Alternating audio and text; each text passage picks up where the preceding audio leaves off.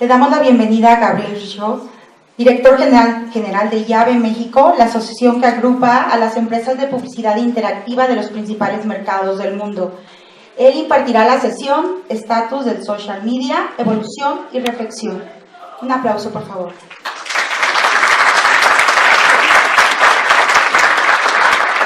Gabriel, tendrás un espacio de 15 minutos aproximadamente y después tendremos una sesión de preguntas y respuestas para hacer pues muy dinámica esta sesión. Muy bien, muchas gracias, encantado de participar. Voy a tratar de ser muy concreto, si me ayudan por favor proyectando la presentación. Voy a tratar de llegar a 15-20 minutos máximo, porque sobre todo lo que les quiero mostrar son ejemplos muy tangibles de lo que está pasando en social media en México. Solo para una breve introducción, ¿qué es IAB México? Y sobre todo si este foro es un referente importante de lo que está desarrollando en la UNAM. Les quiero compartir que IAB significa Interactive Advertising Bureau. Somos una asociación internacional sin fines de lucro que agrupa a toda la industria de la publicidad y el marketing digital en 47 países. En México tenemos prácticamente 13 años involucrando a todo el ecosistema y lo que buscamos es el desarrollo de México en el buen uso de las plataformas digitales a partir de la educación, la investigación y las mejores prácticas. Y agrupamos prácticamente a toda la industria. Esto significa que estamos involucrando a agencias, medios, plataformas tecnológicas, desde empresas como Google, Facebook, Twitter, son socios de IAB en casi todo el mundo, hasta agencias de publicidad, medios, comunicación, plataformas tecnológicas, medios de comunicación que están evolucionando en el entorno digital y muchas marcas de industrias tan diferentes como Comex, Aeroméxico, Procter & Gamble, Unilever, etcétera, Cementos Mexicanos, que están viendo transformar sus estrategias de comunicación e inclusive modelos de negocio en este entorno digital. Y algo que también me da mucho gusto es que hay un programa de muy reciente creación donde la UNAM también es pionera en ser de las primeras universidades mexicanas que se están involucrando con IAB para justo construir y formar al nuevo talento en el uso de las plataformas digitales con esto que estamos desarrollando a nivel internacional. IAB está conformada por los directivos de la industria, este es el comité ejecutivo a quien yo como director general reporto, y como pueden ver involucra a directores de diferentes empresas, desde Google, Televisa, Grupo Ferrer, Millward Brown, Capital Digital. Ellos son quienes desde el comité ejecutivo y consejo directivo de IAB México construyen lo que estamos desarrollando junto con todos los demás que participan en este proyecto de Industria País. Mi invitación también es a que participen en algunas de las iniciativas que estamos haciendo. Premio Universitario es una invitación a que año con año ustedes vean un caso real y participen contando sus ideas, cómo resolverían un caso a partir de ideas y creatividad en el uso de las plataformas digitales. Esto ahorita, bueno, ya cerramos las inscripciones de la etapa de este año, pero en agosto 2018 abrimos el nuevo brief para que ustedes puedan desarrollarlo de agosto a marzo y puedan compartirnos sus ideas. Bien, ya entrando al tema de la presentación del día de hoy, bueno, todos hemos escuchado la transformación y la evolución de múltiples industrias y la comunicación es un claro ejemplo. Hace 2 años en el World Economic Forum, Klaus Schwab hablaba de la cuarta revolución industrial. Y en esta cuarta revolución industrial, que es la que estamos viendo actualmente, la tecnología es un componente fundamental en la forma en cómo nos comunicamos y nos relacionamos. Lo que no podemos perder de vista es ante tantos dispositivos tecnológicos que nos acompañan, solo pensemos el smartphone con pantalla touch, se incorporó a nuestras vidas hace 11 años. ¿Cómo esto ha cambiado nuestras vidas? Y si lo vemos con claridad, es básicamente una herramienta que nos ayuda a buscar información, a satisfacer necesidades y deseos. En esta evolución de múltiples puntos de contacto, todos son relevantes. Lo importante es cómo las plataformas digitales permiten interactuar y personalizar la información que estamos consumiendo. Desde el punto de vista marketing, comunicación, estamos viendo una transformación completa en la forma en que el concepto de marketing, es decir, la forma en que desarrollamos productos, servicios. Y no solamente me refiero a productos y servicios de consumo, sino también hasta la forma en que compartimos ideas. Hoy estamos en parte de un proceso electoral y elegir un candidato es un producto. Es un producto de una vida cívica, de un proceso dinámico que vamos a vivir como sociedad y bueno, también el concepto es igual de relevante. Lo que ha cambiado es que Internet ha detonado una nueva dinámica en la forma en que buscamos información. Hoy nos ha dado el poder decidir qué queremos, cómo, cuándo y dónde. Yo trabajé durante 17 años en la industria de la música. Me tocó alguna vez explicarle a un director general qué era un MP3. Y cuando lo entendió dijo, ojalá tarde eso mucho en suceder. Al año siguiente surgió Napster. Y hoy, a vuelta de los años, a las nuevas generaciones les tengo que explicar qué es Napster. Porque ya desapareció Napster cuando estaban en la primaria, por ejemplo. Internet ha seguido creciendo y dejar de ser una plataforma con acceso limitado a solo ciertos segmentos de la población. En México hemos visto cómo en 2016 llegamos al 60% de la penetración en México. Más de 70 millones de internautas tienen acceso a Internet. Pero todavía tenemos un largo camino, tomando en cuenta que en países como en Estados Unidos, la penetración para 2018 se espera que sea del 83%. ¿Llegaremos a penetraciones cercanas al 80%? Por supuesto, de hecho eso ya ocurre en zonas urbanas. El gran reto que tenemos como país es que Internet no está creciendo en zonas rurales. Y ese es uno de los puntos importantes en la visión de inclusión social que también tiene que ver en el uso correcto de las plataformas digitales. También hemos cambiado la forma de entender a Internet. Internet no es un medio más. Es una plataforma donde todos los medios y todos los contenidos están evolucionando y convergiendo. ¿Cuándo íbamos a ver un periódico generando contenido en video? ¿Cuándo una televisora iba a generar contenido en texto para compartir una noticia en plataformas sociales? Esto es parte de lo que está ocurriendo y también lo vemos en términos de inversión publicitaria. En México hemos llegado ya a 1,000 millones de pesos de inversión en plataformas digitales y se espera que para 2018 esta cifra esté llegando a 1,500 millones de dólares. Esto nos pone a México en donde el total de la inversión en comunicación comercial en medios, Internet ya representa el 24% del total de la inversión publicitaria. ¿Es importante? Sí, sin duda somos uno de los países en América Latina con mayor penetración o mayor participación de inversión en plataformas digitales, pero lo que viene por delante es lo que está en los demás países. Llegaremos seguramente a niveles de 30%, 35%, 40%, no sé en cuánto tiempo estaremos llegando a niveles de participación como en Inglaterra del 55% y que creo ya reportaron este año con un 60%. Lo que es un hecho es que entre más evolucionan los contenidos, consumimos más información en plataformas digitales, la inversión en la comunicación publicitaria en entornos digitales va a seguir creciendo y lo mismo va a ocurrir en México.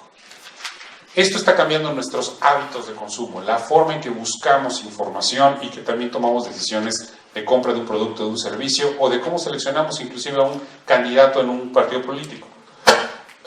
Hoy el Internet es móvil. Prácticamente 8 de cada 10 internautas están accediendo a Internet a través de sus dispositivos móviles. Es el principal dispositivo de acceso a Internet en México. Pero coexiste con los demás dispositivos, con smartphones, laptops, desktop. Hace algunos años les preguntábamos en el estudio que hacemos con Millward Brown ¿qué tiempo estamos conectados a Internet?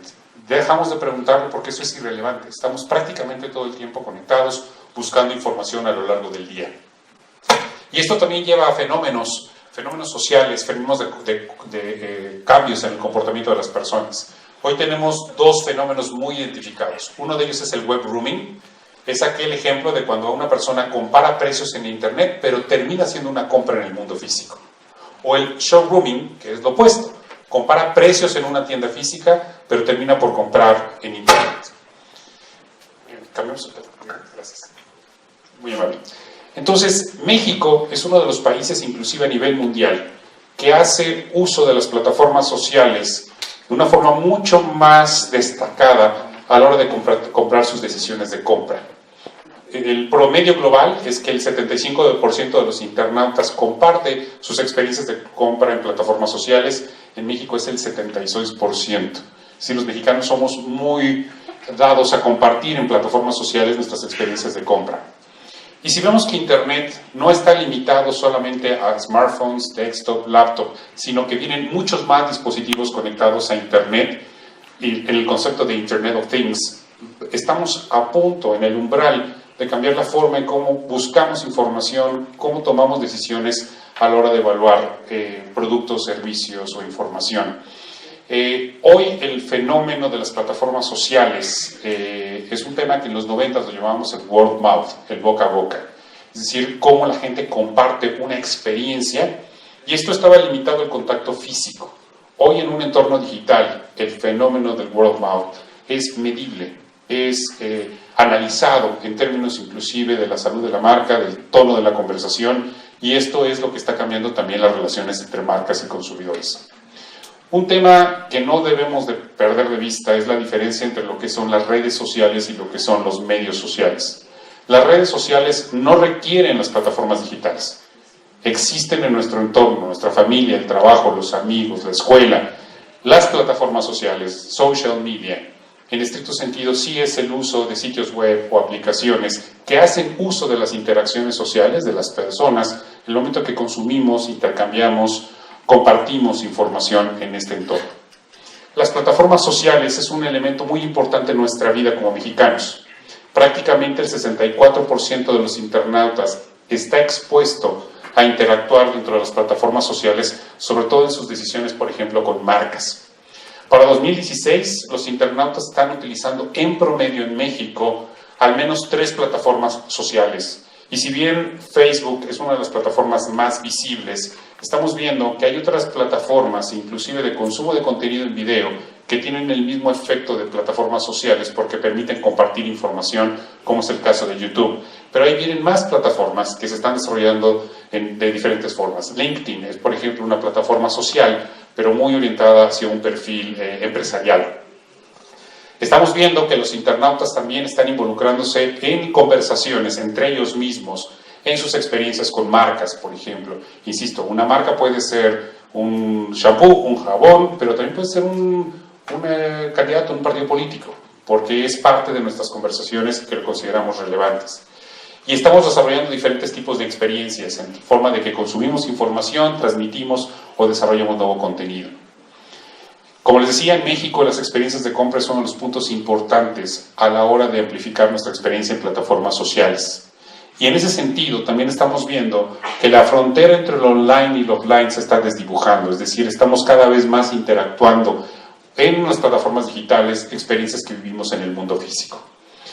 Uno de los puntos importantes que hoy estamos en discusión es no perder de vista qué es lo relevante. Siempre hemos pensado en la plataforma, es decir, en el formato primero, y luego tratamos de encontrarle sentido en cómo lo utilizamos. Carlos Cantú, el director de estrategia de marca de Twitter, en un evento de IAB el año pasado nos ponía esta reflexión. ¿Qué es primero? Primero es el problema, qué es lo que queremos resolver, luego la estrategia, cómo lo vamos a resolver, cuál es la idea que nos va a ayudar a acercarnos a resolver el problema y después el formato, es decir, cuál es la plataforma digital que nos va a ayudar a alinear esto. Y en la práctica, las plataformas digitales las hemos utilizado y implementado en la práctica y nunca hemos entrado, la mayoría de las veces, a reflexionar sobre las mismas.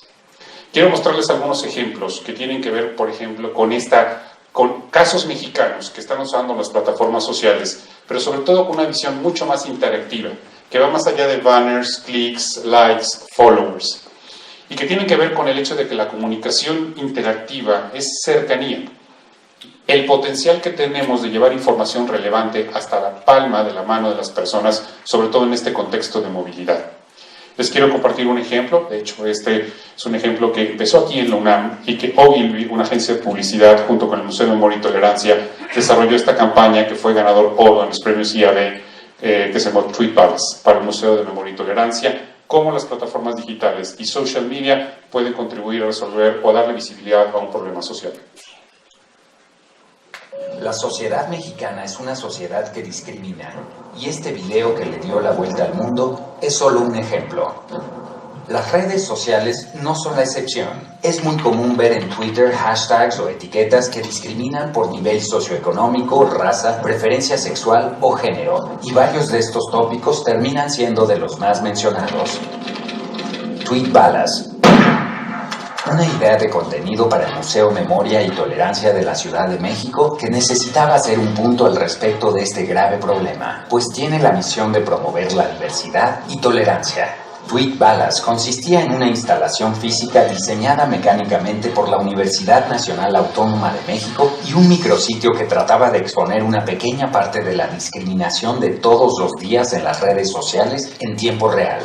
La instalación contaba con una pistola de gotcha conectada a Twitter que disparaba contra la palabra México, manchándolo con pintura roja cada 20 tweets que alimentaban un hashtag discriminatorio. Al mismo tiempo, en tweetbalas.com, la gente podía navegar a través del experimento artístico y sociológico y pasando el mouse sobre los impactos de pintura, los usuarios responsables eran expuestos junto con sus tweets. Menos de 18 horas después del lanzamiento, el hashtag TweetBalas había sido mencionado más de 2,000 veces, teniendo un alcance a más de 11 millones de usuarios. Hoy se puso en marcha la aplicación, que es Gato TweetBalas. El tema de la discriminación en redes sociales fue puesto en el debate nacional. Los periódicos más importantes y cadenas de televisión cubrieron la noticia e importantes líderes y organizaciones de derechos humanos comentaron la acción. Para el día 18 del lanzamiento de TweetBalas, la publicidad gratuita estimada por menciones en diferentes medios estaba cerca de $1 millón.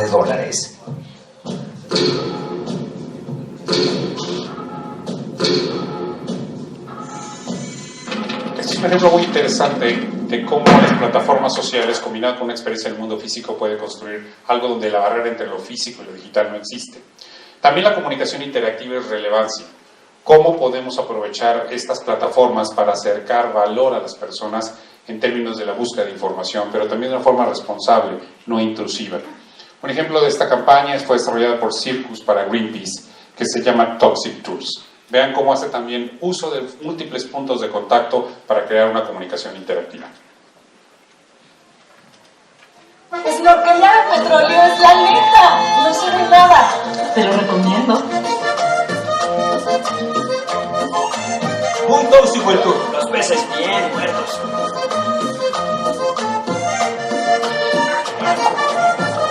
Es un tour verdaderamente tóxico. De veras lo recomiendo. El Día Mundial del Turismo lanzamos Toxic Tours, la primera agencia de viajes tóxicos, y ayudamos a Greenpeace a comunicar que el 70% de los ríos mexicanos están contaminados. Lanzamos una campaña para promocionar la agencia en todos lados. Estuvimos online, en la calle, en la televisión, en la radio. Muchas celebridades se sumaron a la campaña y logramos que todo México hablara de Toxic Tours. Te cuento, ¿sabías tú que ahora hay una agencia de viajes que realizará tours por los ríos más contaminados de México? Es una experiencia de viaje totalmente diferente a lo que hemos presentado aquí en Viajantes. En una segunda etapa, salimos a decir que Toxic Tours era una acción de Greenpeace. Ese día, hicimos el primer tour en el río Santiago, uno de los más contaminados de México. En México, más del 70% de los ríos y lagos presenta algún grado de contaminación. La organización ambientalista Greenpeace inició una campaña llamada Toxic Tour, o Tour Tóxico. 但是在墨西哥却有一家旅行社，他们会带你到全墨西哥最脏、最臭的河流当中钓鱼、划船、潜泳，在被石油泄漏污染的水面中浮潜的照片。这一系列宣传照片邀请了墨西哥的人。Y además, mandamos postales turísticas con olor a podrido, escritas por la gente afectada y dirigidas a diputados, senadores y medios de comunicación. Las redes sociales y la estrategia de relaciones públicas hicieron el resto del trabajo. Este problema nos afecta a todos, porque el agua del planeta es una sola. Los ríos de México son cada vez más tóxicos. Necesitamos ríos limpios. ¿Quieres viajar con Toxic Tours? Entra a toxictours.com.mx. Un ejemplo interesante es que las plataformas sociales no trabajan aisladas, están amplificando las interacciones que ocurren en otros puntos de contacto. La comunicación interactiva también es confianza, en el sentido que las personas están buscando a otras personas o a marcas que le aporten también experiencias que los vean más allá de la parte transaccional. En ese sentido, quiero compartirles un ejemplo más. Este fue un ganador Grand Prix de Cannes, desarrollado en Brasil por Ogilvy, que se llama Immortal Fans. Siempre pensamos que las métricas en digital son followers, likes, clics. Imagínense lo que significa una métrica tan relevante como es salvar vidas. Y esto es lo que cuenta este caso.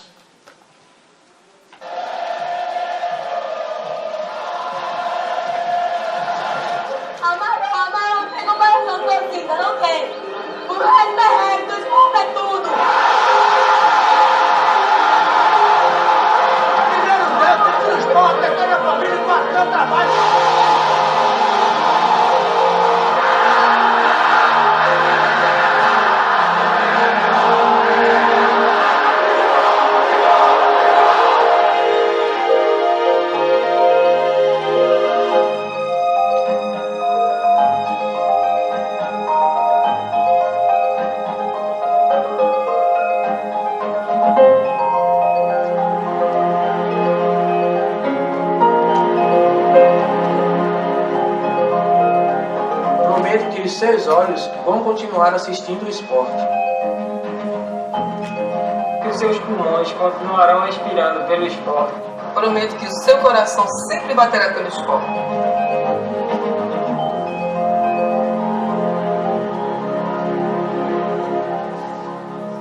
Hoje a maior dificuldade que existe no processo de doação é o sim da família.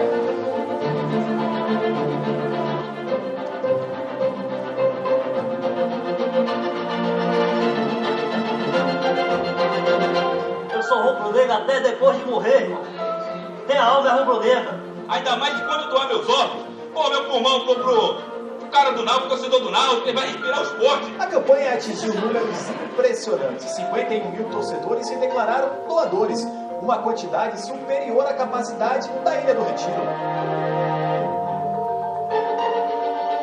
A campanha do esporte, eu não tenho dúvida alguma que serviu para que, aumentando a oferta de doadores, a gente conseguisse zerar essa lista, conseguisse realizar o transplante em todos os estados precisando.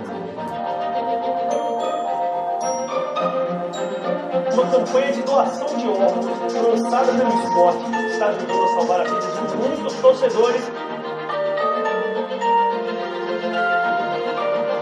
Antes do vídeo, eu tinha passado 18 anos de diabetes e 5 anos fazendo uma. E a visão está melhorando, minha visão está voltando aos pouquinhos. Eu renasci.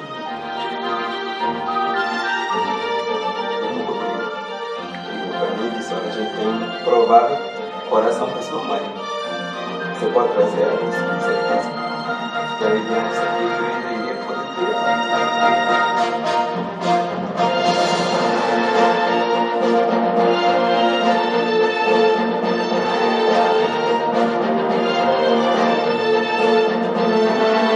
Agora vamos dizer que eu estou aqui querendo esporte.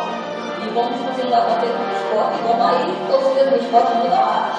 Então não vamos mais para correr, né? Não vamos mais parar.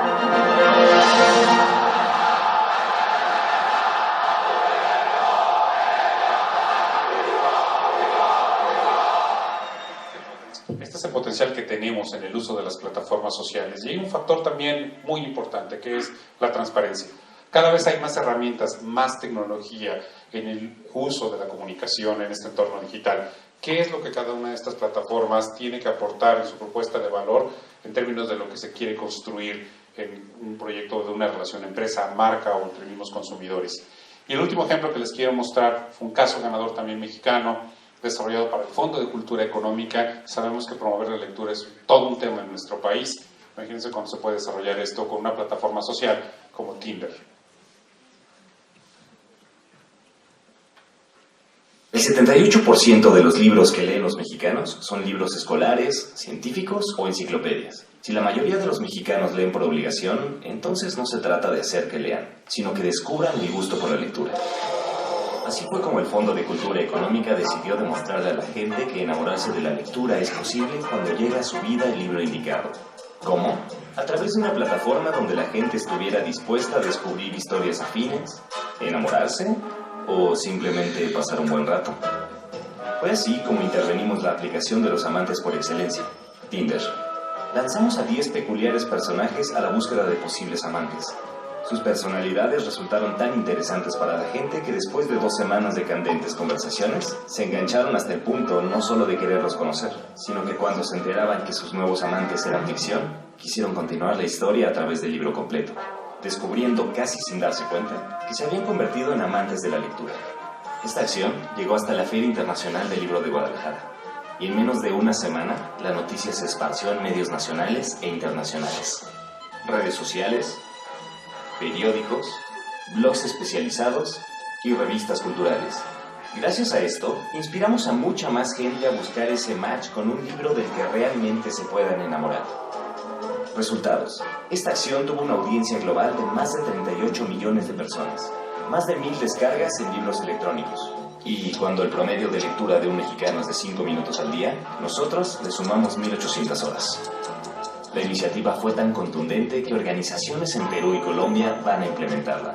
Pero sobre todo, entendimos que no se trata de hacer que la gente lea, sino de despertar en ellos el gusto por la lectura, enamorando a cada persona con el libro indicado, porque en el fondo todos llevamos un amante, aunque algunos aún no saben que lo son.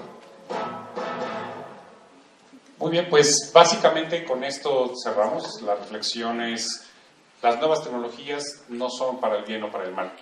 Nosotros como individuos, como seres humanos, somos los que determinamos cómo decidimos utilizarlas. Gracias y abrimos el espacio para preguntas y respuestas.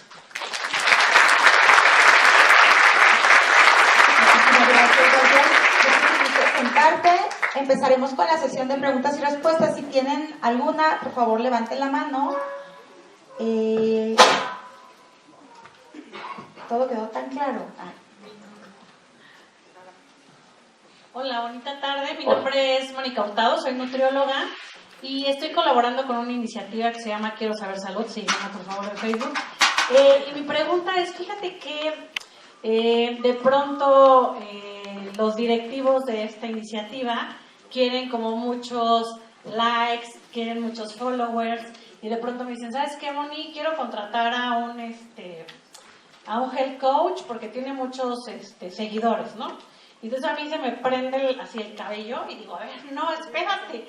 O sea, no solamente un health coach o un adecuado health coach o una adecuada estrategia es aquella que tenga muchos seguidores, sino es esta interacción que tú, con esta transparencia que tú le estás dando, con esta información, que es a lo que me dedico yo, ¿no? Yo les doy información adecuada sobre cómo llevar una alimentación adecuada, correcta, balance energético y demás. Pero entonces esta lucha de pronto con ellos de, no, es que quiero más seguidores y más followers y no sé qué, de pronto me desquicia, ¿no? Le digo, a ver, dale tiempo a esta estrategia para que veas que el resultado es bueno, ¿no? Nosotros empezamos en septiembre y hoy en día tenemos cerca de 9,000 seguidores. Lo interesante es que nos mandan mensajes y entonces me dicen, oye, ¿sabes qué? Tengo sobrepeso, ¿cómo puedo bajar? No sé, me salió alto el colesterol. Entonces la interacción que estamos teniendo con ellos es muy buena para mí, pero para los directivos quiero el doble o el triple en un mes. Entonces, ¿tú cómo has hecho para poder transmitirles, pues que no necesariamente son followers, sino la interacción, ¿no? La penetración que vas teniendo tú con este mensaje? Yo creo que esos son los puntos importantes en cuanto a cuando hay una discusión de industria y te nutres de ella. Esa discusión de querer comprar followers hace 4 años pasó. Y hubo una curva de aprendizaje en esto. Y hoy cuando vemos que una plataforma como Facebook cambia su algoritmo y el alcance orgánico es del 5%, menos del 5% de tu base de seguidores, pues obviamente pierde sentido verlo solamente por el número de seguidores que tienes, sino más bien la interacción que con ellos puedes desarrollar. Pero volvería a la reflexión que te mostraba aquí. ¿Cuál es el problema que quieren resolver? El problema de sobrepeso en México, cuántos millones de personas tienen sobrepeso en México y a qué porcentaje buscas impactar.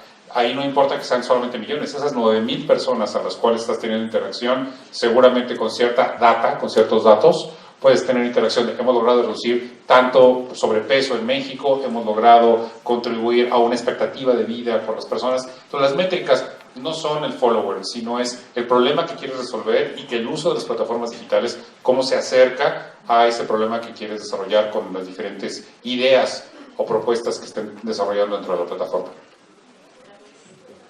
Justo. ¿Alguna otra pregunta? A ver, del lado derecho. Caro. Tenemos 2 más. Antes que nada, gracias por la ponencia, es bastante enriquecedora, bastante general el tema como para comprender y enseguida preguntar puntualmente. IAB tiene, no sé, algún tipo de proyección sobre el uso de redes sociales y también índices de confianza en México de aquí a 5, 10, N cantidad de años. Gracias. Sí, encantado. De hecho, les traje unas infografías que vamos a repartir al final. Una es el estudio de inversión en comunicación en Internet, que es un estudio que hacemos con PwC para ver cómo está creciendo la inversión en plataformas digitales. Y ahí podrás ver en específico social media cuánto está creciendo. Y la invitación a que vean la infografía, pero también descarguen el estudio. Tenemos un estudio de consumo de medios y dispositivos entre internautas mexicanos. Es una radiografía de los últimos 9 años, desde que teníamos Dial-Up hasta la fecha, que hemos venido haciendo con Millward Brown, de cómo están evolucionando las relaciones con las plataformas sociales año a año. No hacemos una proyección, pero sí tenemos una muy buena radiografía que permitiría que investigadores construyeran sobre lo mismo, es decir, que ya pudieran desarrollar modelos econométricos combinados con otras variables que nutren seguramente esa cuestión. Ahora este año, cuando publiquemos el nuevo corte de este estudio, vamos a hacer corte a 3 sectores, bueno, a 4. El primero es salud, cómo los internautas se relacionan al buscar información sobre temas de salud. El segundo va a ser con aspectos financieros, cómo decides tomar decisiones financieras basadas en plataformas digitales. Y el tercero tiene que ver con servicios financieros, salud y automotriz, perdón. Y vamos a hacer por primera vez un corte a diversidad sexual. Entonces va a ser la primera vez que abrimos un tema a cómo afecta el uso de las plataformas digitales y tendrá seguramente un corte a social media en aspectos como la diversidad sexual. Gracias. Un gusto. ¿Alguien más levantó Otra la mano? pregunta, Gaby. Aquí adelante, Caro.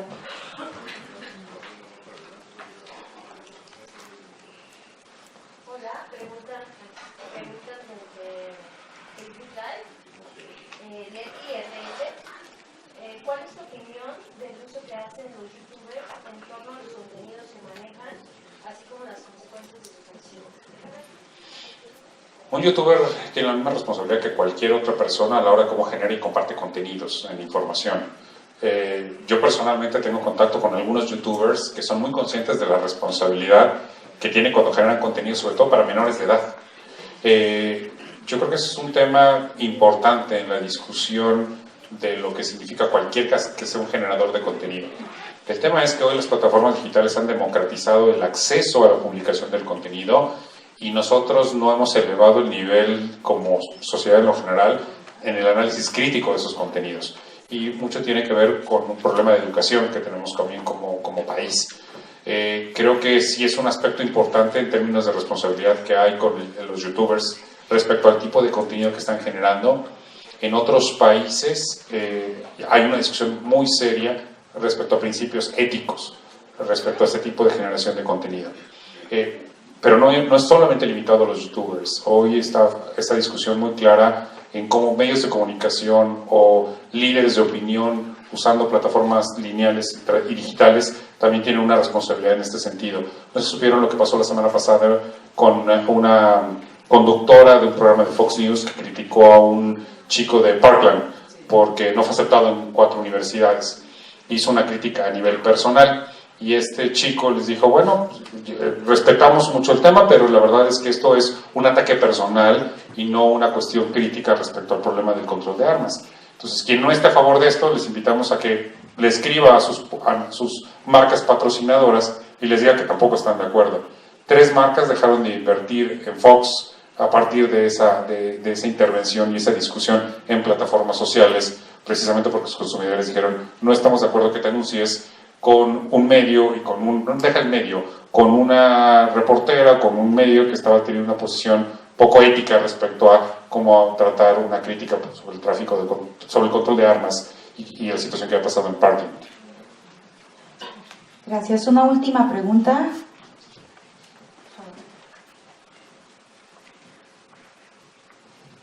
Hola, yo soy María Elena, también soy nutrióloga. Ahora que ustedes tocan la salud también es muy importante. A mí me ha tocado ver personas que han dejado de comer carne por la tendencia de protección de animales, pero ahora comen papas fritas, galletas, gansitos, porque eso no afecta a los animales. Entonces, que sí es una responsabilidad la nutrición. Hay una confusión, la gente, si ahí dice que la avena es buena, quiere comer solo avena. Sí, en cuanto a la alimentación, hay un efecto también negativo de todo lo que está pasando, porque también está de por medio la economía. ¿Sabes qué me encantaría ver? Nutriólogos trabajando junto con la Facultad de Comunicación, desarrollando un proyecto donde ustedes que tienen una parte del conocimiento técnico de lo que implica una sana nutrición, con el talento de lo que puede tener una especialidad como la disciplina de comunicación, para desarrollar un proyecto de red de información responsable en plataformas digitales, pero que conecte con el uso y las plataformas que utilizan, por ejemplo, los youtubers o los influencers. Creo que sería muy valioso poder tener la oportunidad de tener este contacto multidisciplinario para desarrollar este tipo de iniciativas y oportunidades, aquí como en la UNAM, que estamos en este tipo de foros, son espacios ideales para propiciar esa colaboración. Bueno, pues ahora le solicitamos la presencia a la maestra Mari Carmen para que entregue el reconocimiento a Gabriel Richo. Vamos a ver, por favor. Evidentemente, si tienen más dudas al respecto, nosotros se las vamos a hacer llegar. Se las vamos a hacer llegar para que Gabriel nos pueda dar respuesta. Sí, muchas gracias. Es importante que saber que podemos subir la presentación a la plataforma que tenemos, la página web, nos están haciendo preguntas. Damos ahora la bienvenida a la licenciada Grisela Iglesias, directora de Innovación y Nuevas Tecnologías de la Dirección General de Comunicación Social de la UNAM. Ella nos va a hablar de los desafíos del social media en las comunidades universitarias. Bienvenida, Grisela.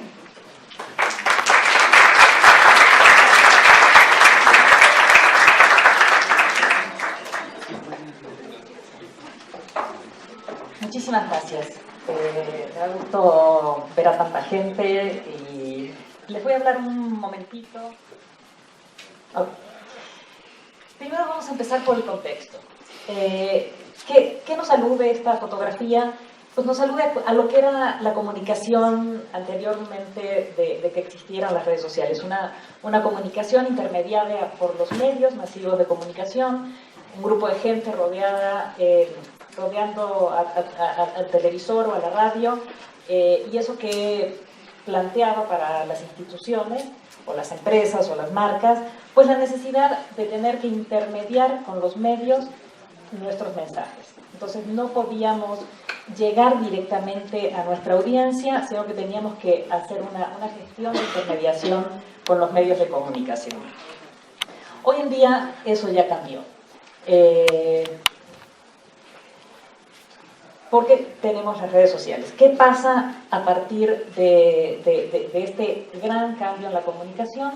Podemos tener una comunicación directa con nuestra audiencia y vamos a hablar de lo que queremos hablar de una manera directa con nuestro público.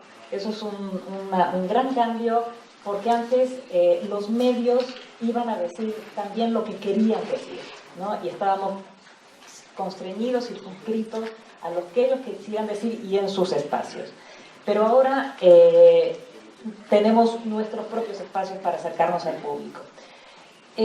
Pero bueno, las redes sociales efectivamente no reemplazan a los medios de comunicación. Sería como muy ingenuo pensar que porque ya tenemos nuestros canales no vamos a poder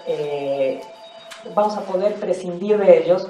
Más bien lo que tenemos que hacer es ponernos a su altura, ¿no? O sea, poder competir de manera igualitaria con ellos, porque la competencia que hay en el espacio digital por la atención es tan grande que estamos en una competencia feroz por esos espacios. Entonces tenemos que ponernos a la par con ellos, tenemos que asumirnos que somos un medio de comunicación, que nuestras plataformas digitales, que nuestras redes sociales son un verdadero medio de comunicación y que podemos competir con cualquier otro. Y que en ese sentido es un poco la estrategia que tenemos que armar, porque vamos a estar en un océano de información y de estímulos que tenemos que lograr captar la atención de nuestro público. Y en ese sentido lo que tenemos que ser es competitivos, ¿no? Tenemos que buscar que la información sea referente de nuestra institución para nuestras audiencias. Y tenemos que ver de qué manera podemos lograr destacar en ese universo tan vasto que hay de información. En comunicación social de la universidad, yo trabajo en la Dirección General de Comunicación Social, coordino un equipo, tuvimos que afrontar ese reto. Fortalecimos nuestros canales de comunicación y tuvimos que afrontar los desafíos con los que diariamente nos empezábamos a topar. Empezamos a fortalecer los canales que ya teníamos una cuenta en Facebook, una cuenta en Twitter y abrimos los canales de Instagram y Spotify que no existían. Esto es una mera imagen, digamos, como preliminar para llegar a ciertos puntos como más jugosos de lo que puede significar la métrica, pero en estos 2 años que llevamos trabajando en este proyecto, el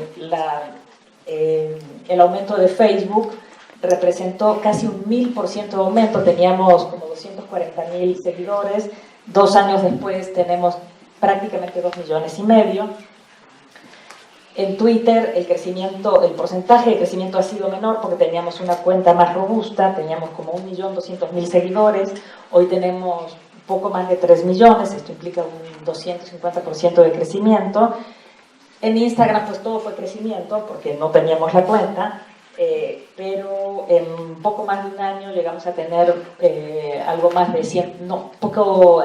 como 130.000 seguidores.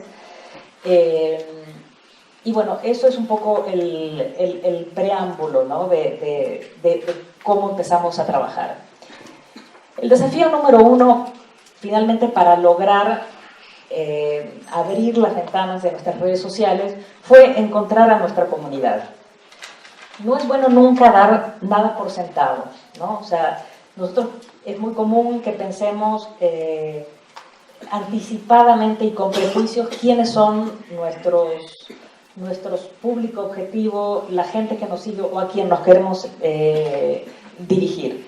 Y realmente tenemos que hacer un trabajo muy importante para encontrar quiénes son nuestras comunidades, qué públicos participan en nuestras redes sociales. Y si conocemos quiénes son, sabremos de una manera más certera qué les tenemos que decir o de qué manera se lo tenemos que decir.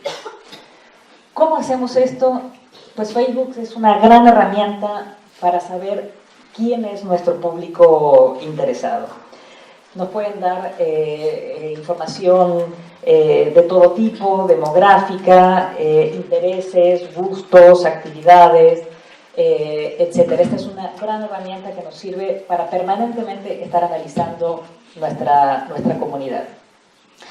Creo que aquí no se ve muy bien el detalle de la gráfica, pero este es un ejemplo demográfico. Nosotros tendíamos a pensar que por ser una comunidad universitaria, de estudiantes, nuestro público objetivo estaba situado en un rango de edades entre 13 y 20 años, y pues, oh sorpresa, no, nuestro público es básicamente entre 25 y 34 años, lo que nos hace pensar que no son los estudiantes que están hoy día estudiando, sino que más bien son egresados o gente que por diferentes motivos tiene interés por la universidad. Ese es un punto importante.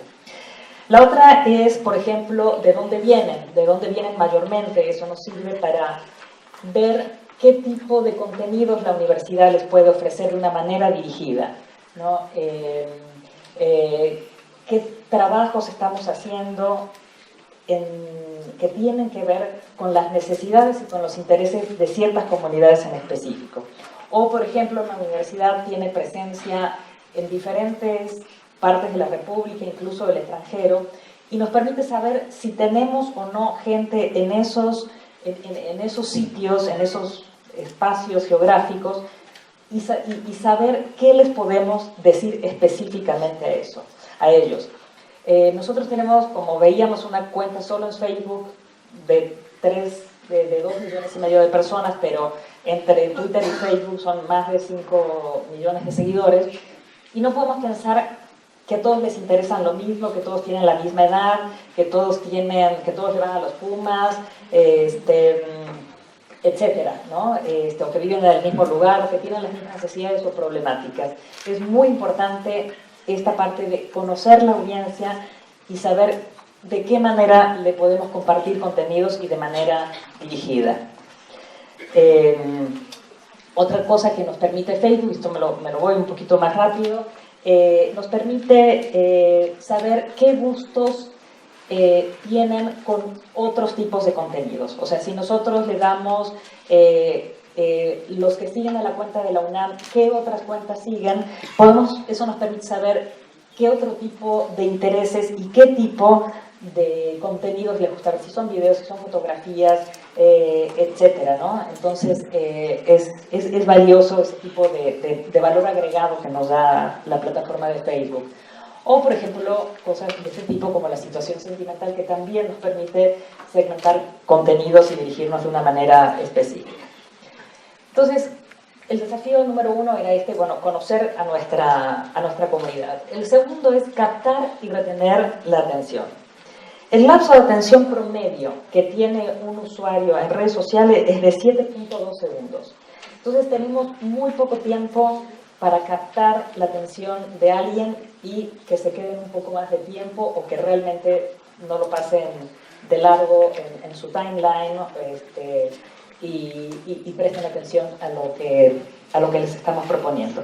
Entonces tenemos que hacer contenidos extremadamente concretos y hablar de los temas que más le interesan. Entonces, por eso, aquí volvemos al punto anterior, conocer qué son los temas que más le interesan.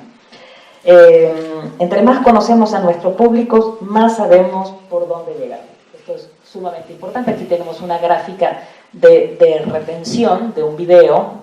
X tenía que ver con, creo que es una efeméride, y esta incluso no es una mala gráfica de retención, pero al segundo 9, pues la gráfica de retención de atención ya empieza a bajar dramáticamente. La otra es estar atento a los patrones estéticos que tiene una comunidad dentro de los ambientes digitales. No se trata de descubrir el hilo negro, sino de descubrir qué le interesa a la gente. En un sentido, los espacios digitales nos plantean permanentemente retos y estar innovando y viendo por dónde va el interés de la gente, por dónde se están fijando y están prestando más atención. Pero también hay cierto conservadurismo en los formatos. Entonces tenemos que estar muy atentos a hablarles en los formatos que la gente está prestando atención y que les gustan, que les hablan, y dentro de esos formatos insertar y proponer los contenidos que queremos proponer. En este sentido, una de las cosas que nos empezó a pasar desde el principio, que hace 2 años empezamos a manejar las redes sociales, el orgullo UNAM es un tema siempre vigente. Y que por más de que lo hayamos puesto y que sea en algún sentido que parezca repetitivo, lo tenemos que seguir haciendo. Siempre que pongamos una foto de la Biblioteca Nacional o de los espacios arquitectónicos, siempre vamos a generar interés y vale la pena seguir haciéndolo, porque eso es una parte de nuestro contenido que resulta atractivo y que conecta a nuestros usuarios.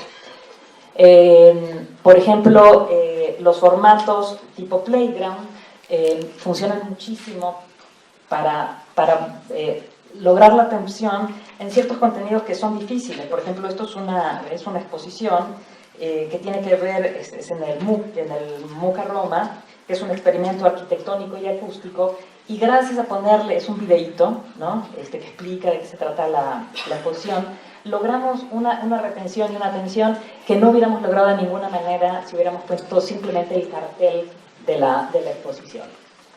Desafío número 3 es dar dar contenidos de valor. La gente está buscando información que les ayude en su día a día. ¿Y cómo lo buscan? Es aprendiendo algo nuevo, inspirándose o entreteniéndose después de haber pasado un día pesado. La trilogía del éxito es dividir los tipos de contenidos entre contenidos que educan, informan, que inspiran y que entretienen. Tenemos que hacer de la divulgación dentro de la universidad un caballito de batalla. Tenemos que invitar a nuestros investigadores a que no solo las revistas académicas sean los canales por donde salen sus productos de la investigación. Tenemos que hacer un trabajo de divulgación en el cual también usando lenguajes coloquiales y amenos y cortitos podamos llegar a ellos. Inspirar contando historias, Hay muchas historias dentro de la universidad que son inspiradoras. Inspirar mediante nuestros valores. Siempre aprovechamos mucho las efemérides, no solo para recordar una efeméride, sino para que haya algún tipo de educación, de algo que quede, no solo como un mero día. Informar cosas que a la comunidad le interesa por diferentes motivos. Entretener. Nuestra cuenta de Spotify ha crecido muchísimo y difundimos desde música clásica y todos los estilos modernos que usan y por los cuales están interesados los jóvenes. Crear empatía. Es muy importante como humanizar las instituciones. Esa es una parte que es muy exitosa dentro de los contenidos, creando empatía y viendo a la institución como humana. Desafío número 4 es generar conversación con nuestra audiencia. Terminar con los formatos unidireccionales, que eso, digamos, ya hace tiempo que han quedado atrás, pero tenemos que hacer un trabajo muy concienzudo para lograrlo. ¿Cómo lo hacemos? Con llamadas a la acción, ¿no? Este es un ejemplo de un ex entrenador o jugador de fútbol que nos cuenta por qué su orgullo de ser Puma, y invitamos a la gente a que nos cuenten cuál es su orgullo de ser Puma. La atención a la comunidad es muy importante, que la gente nos pueda consultar dudas, nos tenga confianza y pueda recibir orientación de parte de nosotros. Capitalizar el contenido de los usuarios. En Instagram es donde más hemos puesto en práctica esto, porque generalmente dividimos en dos el tipo de contenidos que publicamos: fotos de nuestra propia acervo y fotos de los usuarios, que ellos los comparten a través de un hashtag que es Postal UNAM, y publicamos las fotos de ellos, y eso genera un gran engagement con los usuarios. Esta es una gráfica de algunos engagement rates de nuestras cuentas, y que es algo que permanentemente, día a día, estamos haciendo, viendo cómo cada una de las publicaciones se comporta con su engagement rate. Esto es no solo la cantidad de seguidores que tenemos, sino qué tanto participa y se compromete nuestro público con nuestras publicaciones. Tengo poco tiempo, no me puedo detener mucho en esto, pero lo podemos ver un poquito más adelante. El quinto desafío es medir el pulso de la comunidad. Tenemos que saber de qué están hablando, qué cosas les dan confianza, qué cosas les dan miedo, qué cosas les gustan que publiquemos y cuáles no. Esto nos da la posibilidad de saber cómo poder reaccionar ante una crisis. Si nosotros sabemos cuál es el pulso de nuestra comunidad, podremos reaccionar mejor ante una crisis, no agravarla, porque las crisis difícilmente se pueden prevenir, o sea, se pueden prevenir, pero una vez que ya estallaron es difícil, digamos, que no existan, digamos, neutralizarlas 100%, pero se pueden paliar muchísimo, y eso tiene mucho que ver con la escucha que nosotros hacemos día a día de nuestras plataformas digitales. Bueno, esta parte me la voy a tener que brincar, pero es el tipo de herramientas que usamos para diferentes partes de nuestro trabajo, que ahora me voy a detener en mi última lámina un poquitito, pero está en la presentación que ahora les voy a decir donde ya la subimos. Pero me brinco a las conclusiones. En nuestros equipos de trabajo, primero tenemos que tener un diagnóstico y análisis de los recursos digitales. Tenemos que saber qué tenemos, o sea, tenemos o no redes sociales, si las tenemos, cuáles son, cuántos seguidores tenemos, qué engagement rate tenemos, cómo participa la gente. O sea, tenemos que saber dónde estamos parados antes de empezar. El segundo paso es hacer una planeación de los recursos humanos. Eso es una cosa muy común en la universidad, que no haya equipos, por lo menos importantes, para llevar las redes sociales. Entonces tenemos que saber qué tenemos. Tenemos uno, tenemos tres, tenemos uno más dos servicios social, uno o dos y un becario, etc. Pero tenemos que saber con quiénes contamos. Y podemos ser un equipo un poco más grande o podemos ser muy poquitos, pero con base en ese análisis tenemos que hacer un plan de trabajo. El tercer tema son los recursos materiales y presupuesto. ¿Contamos o no con presupuesto? ¿Qué recursos materiales tenemos? Tenemos cámara fotográfica, tenemos algún celular para hacer registros de imágenes, tenemos computadoras, etc. Y a partir de ahí hacer un plan de trabajo con lo que tenemos en recursos humanos y recursos materiales. La otra cosa muy importante es la profesionalización de los equipos de trabajo. Es muy común que en muchas dependencias, áreas, se asigne el manejo y la administración de las redes sociales simplemente a alguien que le gustan las redes sociales, que tiene redes sociales, pero lograr unas redes sociales exitosas, en el sentido en que lo deban ser, requiere de profesionalización y de profesionalización permanente. Y la última es el análisis constante del trabajo y de su impacto.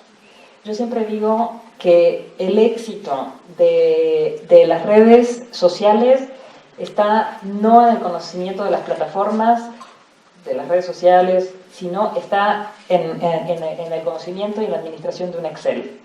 O sea, tenemos que tener permanentemente un análisis de cómo se están comportando las redes sociales. ¿Qué está pasando dentro de ellas? O sea, y esto es día a día. Es como tomarle la temperatura a una persona que está internada en un hospital y que todos los días hay que tomarle la temperatura y la presión. Porque son muy, muy sensibles y hay que estar permanentemente viendo qué está pasando. Si no, no hay manera de tener un proyecto exitoso dentro de aquí. Estoy viendo a mí. Pero aquí más o menos teníamos y lo podemos seguir en la parte de conversación. Me paso para allá.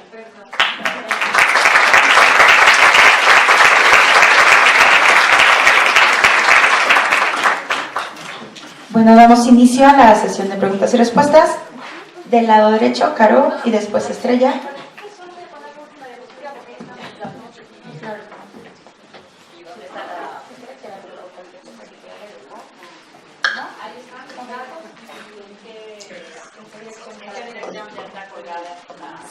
De todas formas, vamos a subir las presentaciones a la plataforma del seminario. Iniciamos con la primera pregunta. Estrella. Es que pensé que había Grisela, muchas felicidades por el éxito que nos has contado de la Dirección General de Comunicación Social. Yo lo que quisiera preguntarte es que nos des una idea de cómo es el equipo de trabajo, qué tamaño tiene ese equipo, qué habilidades y capacidades tiene ese equipo y qué presupuesto tiene. Sobre todo cuando hablas de hacerte videos, de ese tipo de cuestiones. ¿Y cuánto se invierte?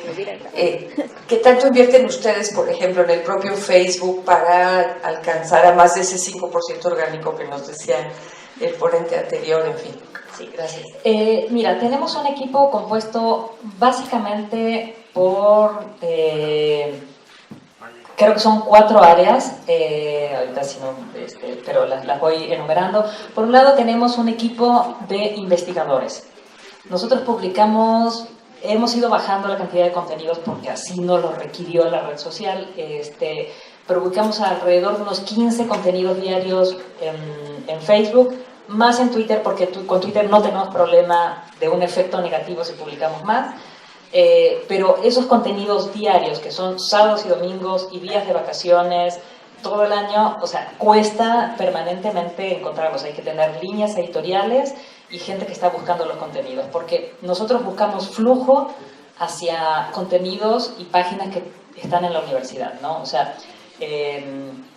no es caprichoso el tipo de cosas que publicamos, sino, digamos, el grueso de nuestros contenidos tienen que ver con contenido universitario, que tiene que ver con la investigación, con la docencia, con la difusión de la cultura, que son las actividades sustantivas. Entonces tenemos un equipo de investigadores. Luego tenemos un equipo de redactores, que son los que hacen los copies, ¿no? O sea, no es la misma persona la que investigó y propuso el tema, sino son otras personas las que hacen los copies.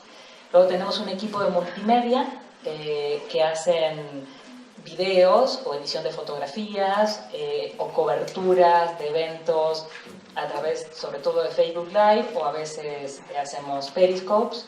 Ahora nos estamos centrando más en Facebook Live, pero también a veces usamos Twitter. Luego tenemos un corrector. Es importantísimo, eso no lo mencioné, pero es importantísimo que la universidad no publique contenidos con errores de diferente índole, no solo ortotipográficos, que eso serían como muy graves, pero siempre hay que constatar que la información es fidedigna, que los nombres están bien escritos, que efectivamente es un investigador de la UNAM, que efectivamente el evento tiene lugar en ese día y donde dicen que es, o sea, no lo van a creer, pero encontramos en casi todos los contenidos siempre errores que tenemos que estar digamos, corroborando con las dependencias, mucha información. Entonces hay un área de corrección que revisa permanentemente los contenidos.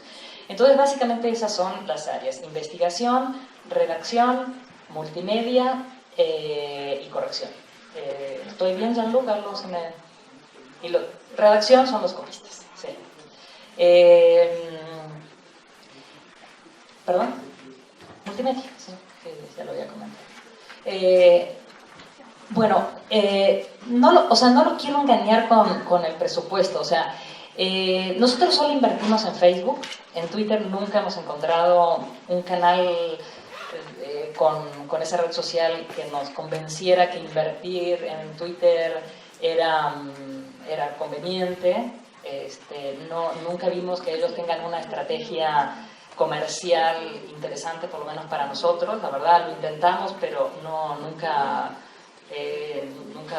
encontramos nada que nos llamara la atención y que nos pareciera conveniente. Solo invertimos en Facebook, y sí es una red social pues que está diseñada pues para que haya que invertirle, porque si no se cierran, ¿no? O sea, se cierran muchísimo. Y la verdad que eso depende, o sea, uno le puede poner 50, o sea, nosotros a una publicación, o sea, es lo que les decía, nosotros tenemos un público muy grande en Facebook y mucha gente nos sigue porque le gustan los Pumas, ¿no? Y otros quieren saber de cine, y otros les gusta la danza, y otros les gustan los eventos que hay en el MUAC. Entonces no podemos abrir las mismas llaves para todo el mundo. Entonces simplemente a veces con ponerle 50 pesos a una publicación tenemos una diferencia enorme. Y tenemos una diferencia enorme en el engagement rate y bueno, básicamente en el engagement rate, que es lo que nos importa. Cuando a veces un proyecto o una campaña tiene presupuesto, le podemos llegar a poner más. Incluso a veces administramos una campaña externa, nos dan 3,000 pesos y administramos una campaña cualquiera. Y ahora no se me viene a la mente ninguna, pero podría ser la fiesta del libro y la rosa o algo así, que algo tiene presupuesto. Entonces administramos un presupuesto externo. Pero con ponerle 50 pesos o 100 pesos a una publicación cambia muchísimo, porque uno se está dirigiendo exactamente a quienes se quieran dirigir. Y bueno, nosotros sí tenemos un equipo importante, o sea, la Dirección General de Comunicación Social vio la importancia del ámbito digital.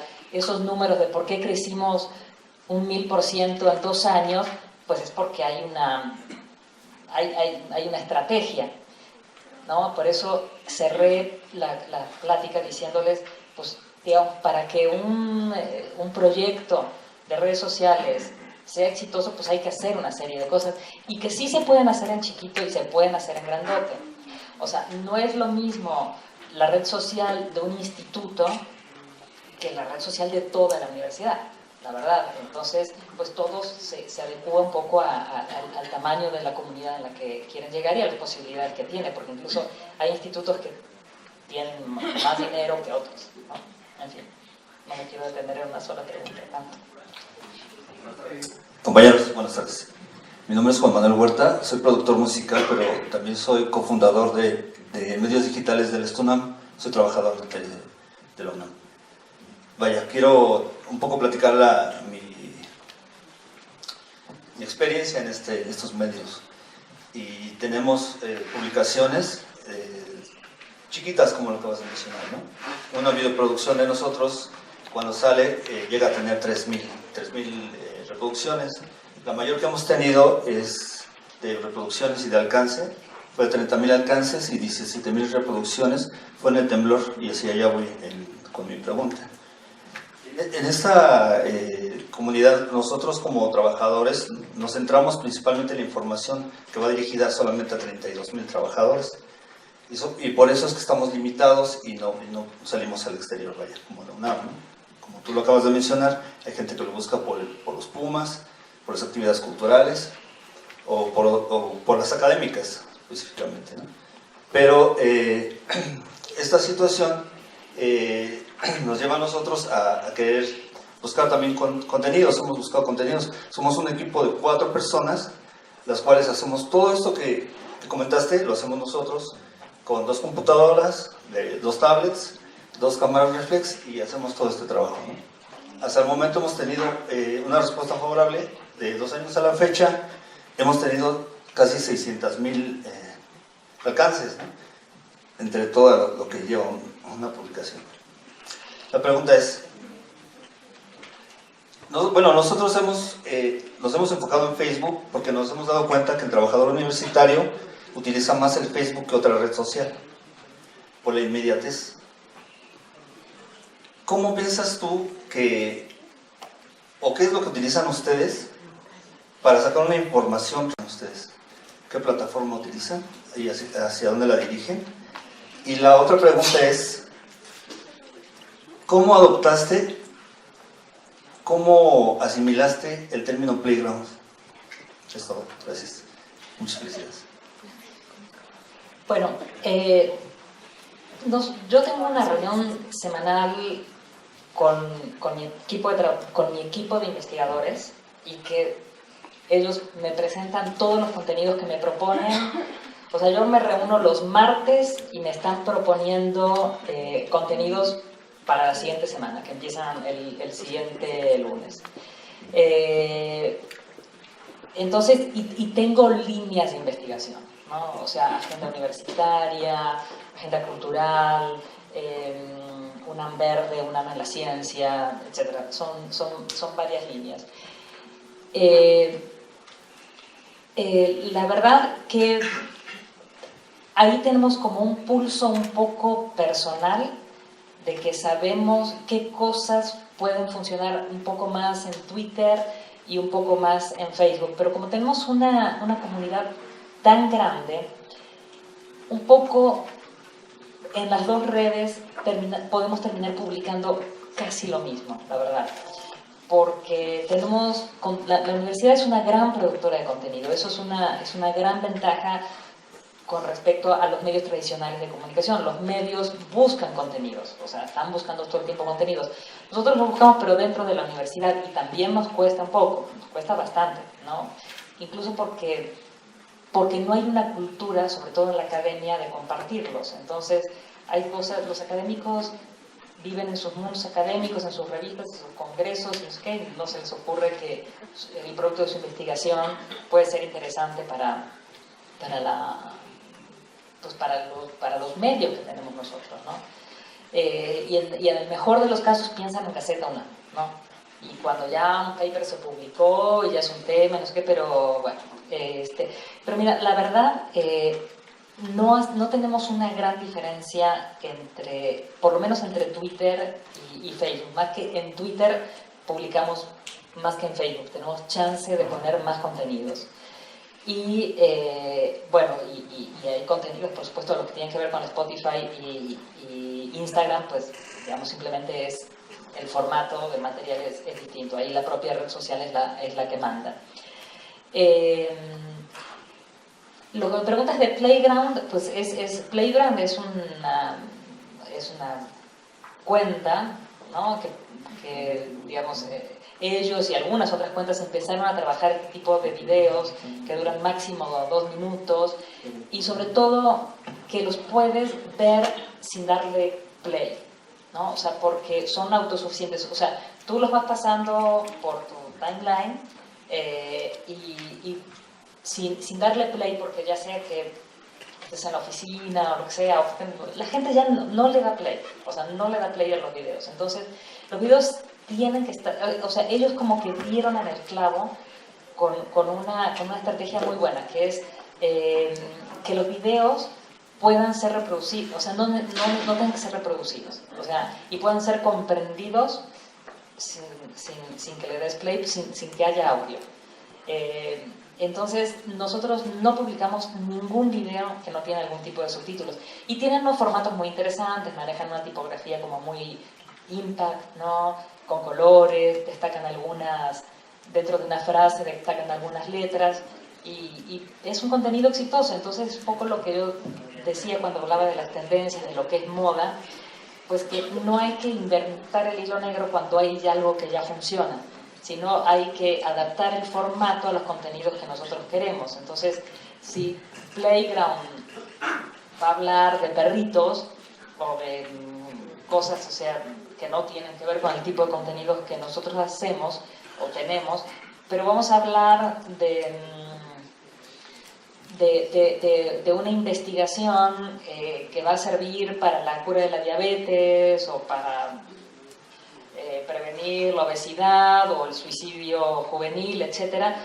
Vamos a usar el formato para hablar de los temas que son nuestros. Y porque es fácil, porque si no es una cantidad muy grande para verlo uno por uno. O sea, uno por uno el equipo tiene la obligación de verlo y de seguirlo. O sea, el investigador tiene que saber cómo le fue a su contenido. El que hizo la gráfica de ese contenido tiene que ver cómo le fue, y el que hizo el copy, etc.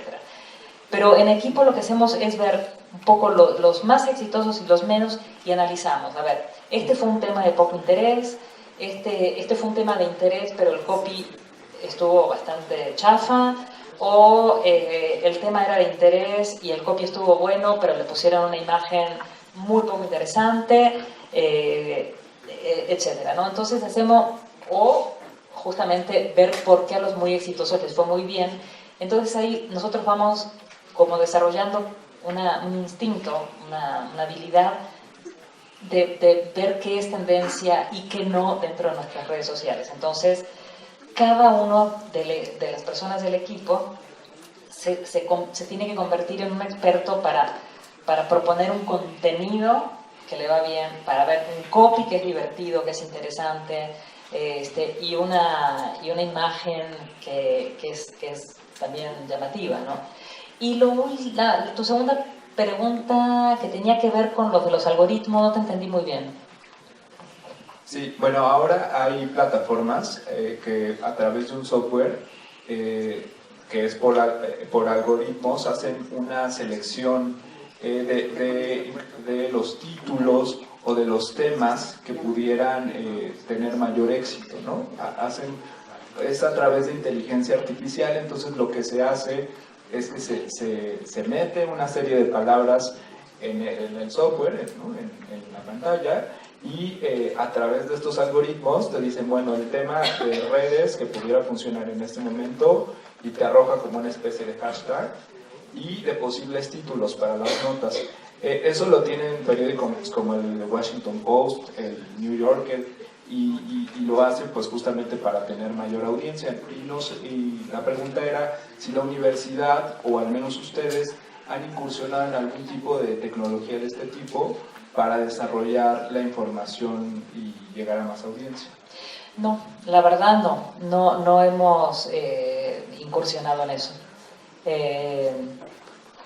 O sea, hay muchas herramientas, no sé particularmente, digamos, cuál sea la que tú me comentas, probablemente sea o un desarrollo propio o usen, digamos, una que exista en el mercado, pero hay muchas herramientas de análisis muy interesantes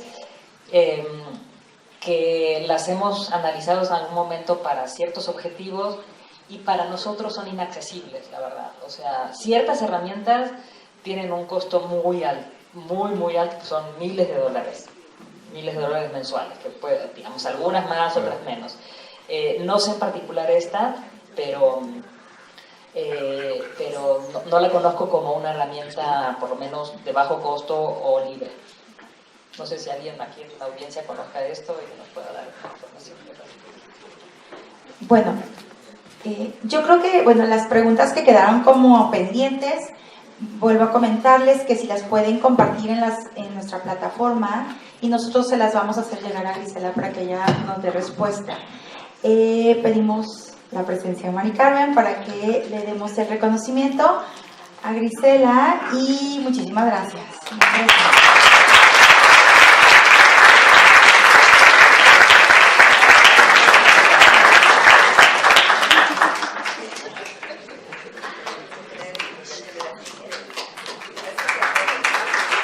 Para concluir esta primera sesión, damos la bienvenida a Jean-Luc Lenov, de la Dirección General de Comunicación Social de la UNAM, que nos hablará sobre la segmentación de los públicos, el futuro del impacto digital. Bienvenido, Jean-Luc.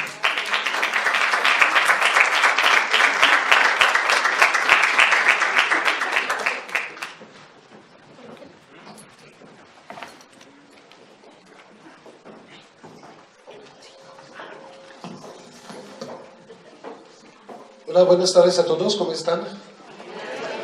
Pues, órale, si hay decoro el día de hoy.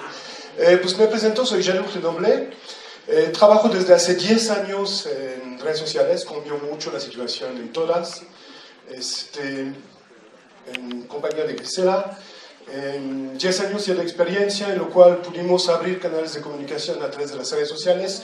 Fue una experiencia realmente muy grata y muy rica, poder tener contacto directo con nuestras comunidades a través de las redes sociales, ¿no?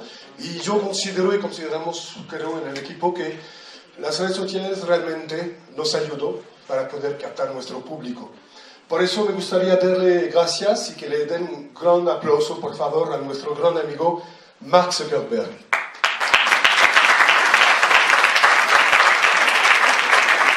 Yo pensé que se iban a quedar callados después de esta noticia, ¿no? Diciendo, ¿cómo? Si están explotando nuestros datos personales, ¿no? Y después de esta historia, pues nosotros sí, como vieron, con Grisela aprovechamos mucho de la segmentación de público. De hecho, es el tema del día de hoy, ¿no? Para mi pequeña presentación. Entonces lo que hice fue hacer como varios, de hecho si no lo hicieron, les aconsejo hacerlo, es bajar todos sus datos desde Facebook para ver qué nos tiene sobre nosotros mismos Facebook. ¿Alguien de ustedes lo hizo? Hay uno. ¿Quién ya se borró de Facebook desde la semana anterior sabiendo eso? ¿Nadie? ¿Qué pasó? Bueno, ahorita vamos a hablar de eso.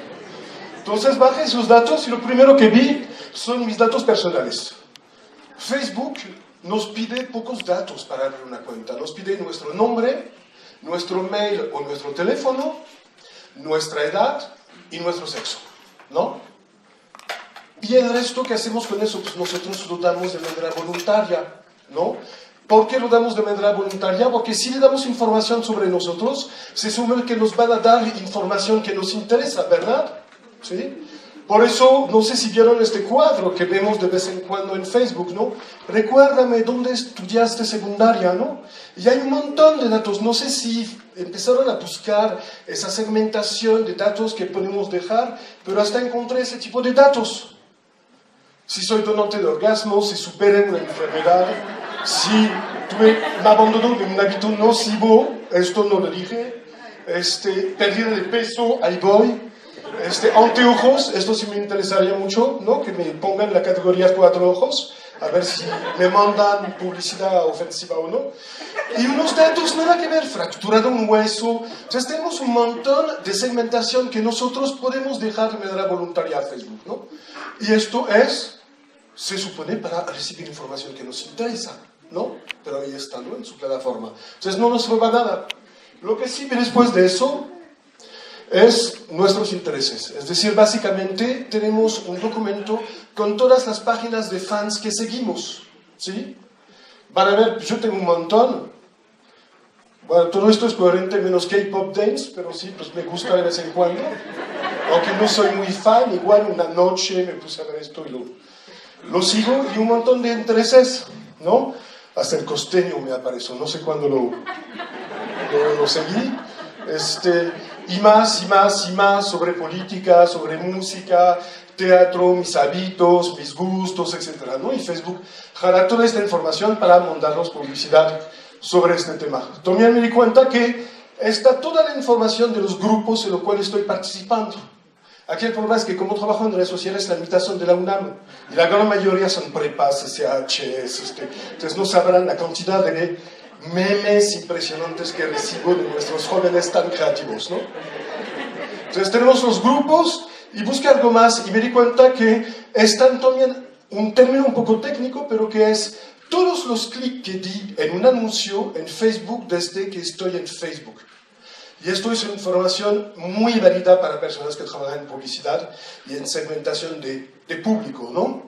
Y más, mis contactos. Para empezar, cuando vi el listado de mis contactos, o bien en su mail o bien en su teléfono, para empezar, hice un rastreo en ese documento de palabras claras. Y aquí me doy cuenta que pues, tengo amigos bastante rucos, que usan más Yahoo, Hotmail que Gmail. Y hasta tengo 18 personas que usan su mail, su Facebook, con un mail de la UNAM. Y dije, qué interesante, ¿no? Porque ese dato pues, tiene Facebook, ¿no? Aparte de eso me di cuenta que está toda mi biografía. La biografía, las respuestas de mis amigos, sus comentarios. También hice un rastreo de palabras claves en ese gran documento. Y me encontré que usamos 197 veces la palabra abrazo en mi biografía. 195 veces la palabra felicidades, 18 veces la palabra amor. Dije, pues soy un buen chico, ¿no? 51 México, entonces ¿para qué me van a agredir? No soy un yihadista, mira nomás eso, ¿no? Pero sí está esta información, como está la información también de todos mis mensajes desde que estoy en Facebook, desde el 2008. Todos mis mensajes. No sé si es mejor ir a una psicoanálisis o leer todo eso en una noche, porque a veces nos asustamos de cualquier cosa que pudimos decir en las redes sociales, ¿no? Pero cuando nos damos cuenta, mensajes, biografía y contactos que tenemos el corazón de lo que es una red social, que es compartir, que es el hecho que una red es red entre varias personas. Y a partir del momento en el cual Facebook sabe con quién me estoy relacionando y con quién se está relacionando otra persona, tiene mucha información sobre nosotros. No sé si les pasó estar en una fiesta y decir, ¿te conozco de algo? No, pero conocemos a esta persona. Sí es cierto. Y empezamos a armar toda nuestra red de amistades, ¿no? Esto es muy valioso para Facebook. De hecho, tiene un laboratorio de inteligencia artificial en el cual están trabajando sobre el proyecto de saber quién tiene gripa en ese momento en cierta parte de la ciudad. Y si lo podría saber checando esta información y saber con quién nos relacionamos, ¿no? Me pareció bastante interesante ese dato. Y pues tiene más que nosotros, más datos sobre nosotros, tiene nuestras ubicaciones. Es decir, cada vez que salimos de la ciudad donde nos quedamos y nos ponemos con una wifi, ¿dónde estamos, no? Y vemos que pues viajo poco, ¿no? Por encima, pero ahí vamos, ¿no? Este dato. ¿Qué hace Facebook con todos esos datos que vimos, que son datos muy precisos sobre nosotros? Lo mete en una gran licuadora algorítmica, como nos comentaste, para terminar captando nuestro target, nuestro público objetivo, ¿no? Entonces, de un cierto modo, el uso de esos datos sí es bueno, sí me gustó, o sea, sí tenemos para hacer, es una gran oportunidad, les repito, gracias Marky, gran oportunidad de tener tanto conocimiento de esta gente que vamos a targetear o a ciblar, ¿no? Ahora, pues, ¿qué sigue? ¿Qué sigue sobre la segmentación de públicos? Primero, la inteligencia artificial. Por momento, Facebook no sabe realmente muy bien detectar una foto. Entonces, trabaja sobre proyectos de inteligencia artificial que es muy sencillo. Bueno, es muy sencillo. Es muy sencillo cuando lo explico. Le mandas una carpeta con un montón de fotos con un perro y le dicen a la compu, esto es un perro. Y le mandan un montón de fotografías sin perro y le dices a la compu, esto no hay perro. Y después le mandan información sobre los gatos, sobre las razas de perros, y poco a poco la máquina va entendiendo qué está pasando en esa imagen. Es decir, que en un futuro próximo, además como segmentación, Facebook podrá detectar qué dicen nuestras fotos. Por ejemplo, que tenemos un perro de raza San Bernardo, que usamos unas cortinas marca X en el fondo, que tenemos un bebé de 2 años en la foto, que usamos zapatos rojos marca X, es decir, una información muy valiosa para cualquier tipo de marca comercial, ¿no? Creo que esto sería como la primera tendencia que vamos a ver muy pronto. De hecho, ya existe el reconocimiento facial en Facebook en sí, ¿no? ¿Qué más sigue en ese concepto? Pues también el desarrollo de inteligencia artificial, pero más hacia las palabras. Es decir, cuando yo sé el interés de una persona, cuando sé sus datos, sus necesidades, llega el momento en el cual, en tiempo real, puedo comenzar a conversar con él. Perdón, voy a tomar un poco de agua, porque se me olvida 10 segundos del tiempo.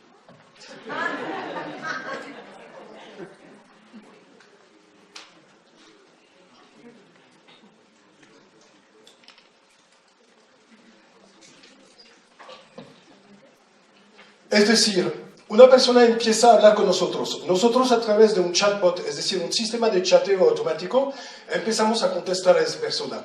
Y poco a poco vamos entendiendo un concepto que que se trabaja en inteligencia artificial, que es el lenguaje natural. El trato del lenguaje natural y de ver de cuál manera lo puedo filtrar. Por ejemplo, saber que José es un nombre, que comprar es una acción, que el iPhone 6 es un artículo y que este dibujito es el smiley. Entonces, poco a poco vamos conociendo mejor y de manera personal a nuestro cliente potencial para que lleguemos a ¿qué? A nivel comercial o conversión, es decir, que compre, ¿no? Esto diría que es una segunda tendencia muy importante en ello, ¿no?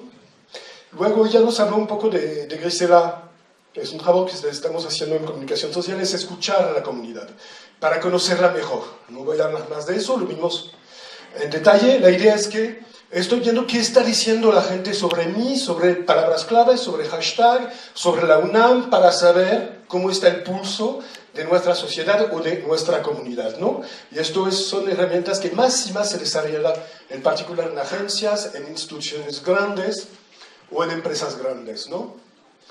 Otra tendencia pues serían lo que llamamos las geocercas. ¿Alguien sabe de geocercas? Es un concepto muy nuevo y muy interesante que es, imagínense que hagamos social listening, es decir, captemos todas las conversiones pero que lleguen de un cierto lugar. Hoy en día es posible hacer eso, es decir, quiero saber quién está tuiteando o quién está posteando en el Zócalo de la Ciudad de México. Y son herramientas que nos permiten además saber cuántos seguidores tiene esta persona que acaba de dar este mensaje en el Zócalo, para poder detectar cuáles podrían ser los influenciadores, ¿no? También podemos contestar a esa gente. Si la gente en el Zócalo nos hace una pregunta, en tiempo real de manera automatizada podemos contestar, responder a esa persona, ¿no?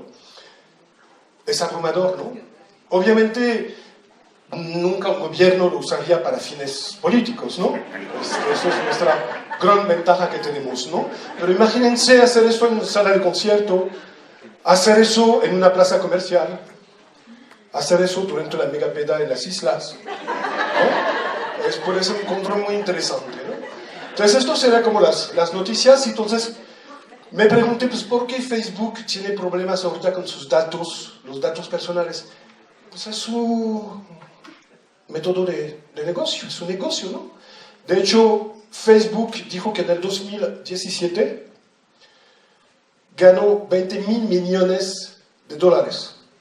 Perdió como 80 millones hace 2 semanas con el programa, pero les queda, no se preocupen, les queda un poco para sobrevivir, ¿no? Y el 89% vienen de la venta de publicidad. Entonces, ¿cómo podríamos considerar que Facebook deje de explotar nuestros datos personales si es un método de negocio, ¿no? De hecho, les aconsejo verla porque me pregunté cuánto cuesta esa información, cuánto nos están sacando dinero Facebook con nuestros datos personales. Les aconsejo bajar esta pequeña herramienta que es un plugin para Chrome. De hecho, existe para Chrome, para Explorer, ¿no? Ya no existe. Para Chrome, para Firefox, que se llama Facebook Data Valuation Tools, en lo cual dejamos nuestro país, nuestro sexo, nuestra edad, nuestro nacimiento y nuestra relación sentimental, ¿no? Y poco a poco nos despliega, cuando visitamos Facebook, cuánto Facebook está ganando por todos los clics o la visibilidad de los diferentes anuncios que estamos viendo. Está un poco sobrevaluado, ¿por qué? Porque tengo 2 clics que me cuesta $1.2, o sea, 12 pesos el clic. Está muy caro para los que hacen publicidad. Un clic normalmente no nos pasamos de 3 pesos, no sé si alguien está de acuerdo, ¿no?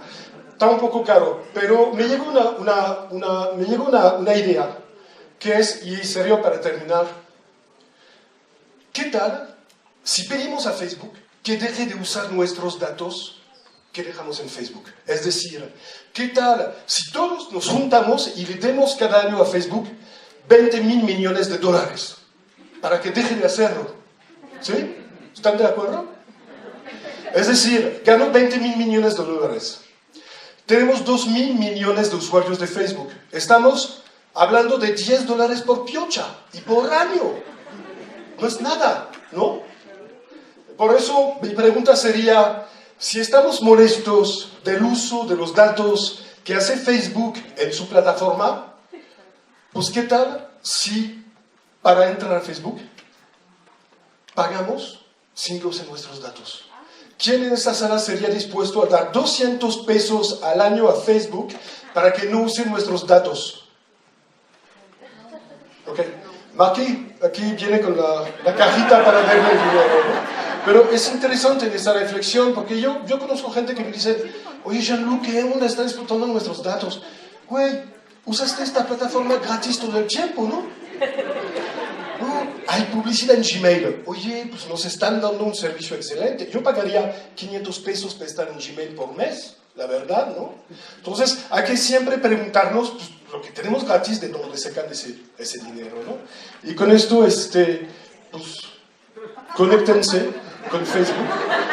Cada vez que se loguean con Facebook desde una aplicación, esta aplicación ya tiene datos suyos. De hecho, Facebook anunció que va a restringir la instalación en sus APIs, es decir, las aplicaciones de terceros, este botoncito, pero por favor úsenlo. Igual economizan 30 segundos y no tendrán que dejar su mail, su nombre para poder acceder sin Facebook. Entonces adelante, ahí estamos, ¿no? Muchas gracias, aquí está la presentación. Aquí está la presentación.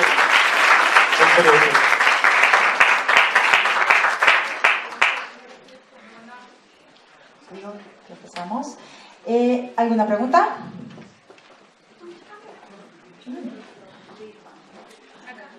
Aquí, adelante. Bueno. Primero Olivia, y después aquí adelante, Carlos. Gracias, buenas tardes. ¿Hay algún tipo de posicionamiento oficial de la UNAM y de las instituciones de educación superior con respecto al uso de estos datos personales en Facebook? ¿O se está preparando algo así? ¿Quién habla? Acá. Ok. No. La verdad es que no hay restricción. La gente se puede escribir a Facebook desde su mail de la UNAM. Los datos que explotamos en Facebook ahorita, sí, lo importante, o sea, la UNAM nunca pidió a Facebook de darle todas esas fichas para poder segmentar. Usamos la misma plataforma de Facebook, que es interna, para poder hacer esa segmentación. Pero en sí, pues no hay, o sea, no hay tiempo. Pues, avanza demasiado rápido para poder aterrizar un documento que tendrás que cambiar cada 6 meses para ello. Pero en sí no creo que haya alguna restricción. Siguiente pregunta. Bueno, yo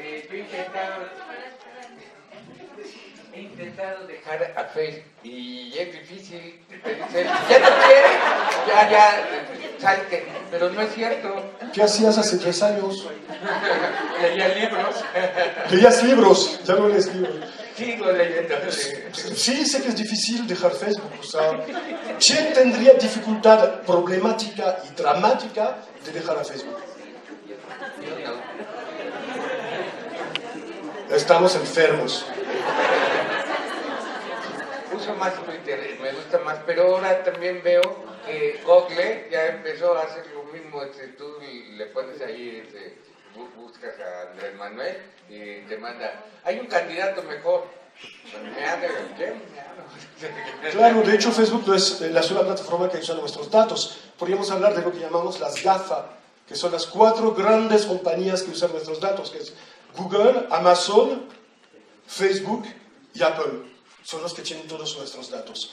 Imagínate que un día todo esto se mezcle, tendremos una base de datos enorme para poder trabajar, ¿no? Y no estoy hablando de los datos que nos venden y que son ilegales, ¿no? Como lo que llamamos el doxing en ese sentido. Siguiente pregunta, aquí tiene, aquí al frente, Gianluca. Hola. Yo manejo una página muy chiquita de cuentacuentos aquí en la UNAM, que depende de la Coordinación de Difusión Cultural, que se llama Regaladores de Palabras. Están invitados todos sábados y domingos, es gratis en el Museo Universitario del Chopo. Tiene 3.500, entonces estoy angustiada por lo que está sucediendo con Face. Entonces quisiera saber si usted sabe si es verdad que lo van a quitar, porque es con la plataforma con la que me ha funcionado. He venido con ustedes durante estos últimos años y hago todo lo que ustedes dicen religiosamente y sí funciona. O sea, de 10 familias que tenía, que asistían así casi hincándome, ahora con todo lo que ustedes me han hecho favor de informar y lo aplico, de 3.500 sí me llega más de, bueno, menos del 1%, pero ya llegan a las cientos, ¿no? Ya tengo entre 100 y 300 familias que van a ver el espectáculo y hay un compartimiento. Entonces, si quitan Facebook, ¿yo qué? ¿Cómo? ¿Cuándo? Pues vamos a hacer volantes.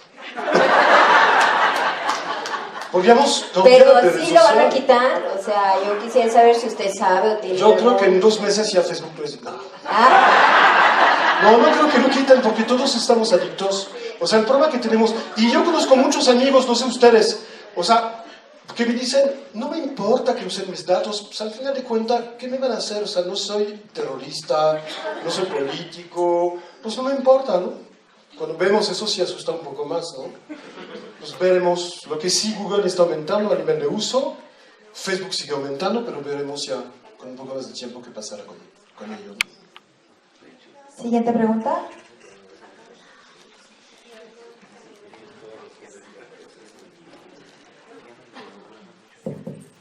Hola, yo quisiera preguntar tu opinión acerca de, bueno, los datos, la privacidad de los datos es importante, pero otra cosa de la que se ha criticado mucho a Facebook es la cuestión de que funciona también como un editorialista, ¿no? En este supuesto de que pagáramos a Facebook para darle los 20.000 millones, ¿no? Pero también hay una parte que está más allá, bueno, independiente de los datos, es que Facebook se está convirtiendo en una máquina editorialista. ¿Qué quiere decir esto? Que la gente también, habría que, supongo que hay mediciones acerca de esto, también sería interesante si la UNAM tiene mediciones acerca de esto, que la gente que se está conectando a Facebook no solo también es por el tema de una red social, ¿no? De entablar comunicación con compañeros, sino de informarse, ¿no? También ahí hay una parte del negocio que también es pues, criticada en Facebook. ¿Qué opinas al respecto?